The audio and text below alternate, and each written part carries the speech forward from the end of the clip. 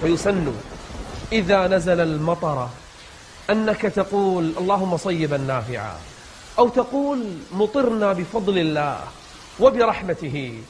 أمطرت السماء في عهد النبي صلى الله عليه وسلم، فلما أصبح الصباح قال لأصحابه أتدرون ماذا قال ربكم؟ قالوا الله ورسوله أعلم.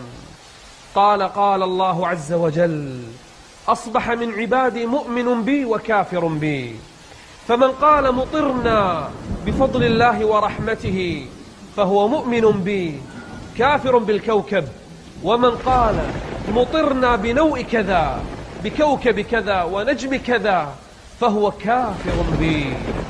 كافر بي مؤمن بالكوكب. فالأمطار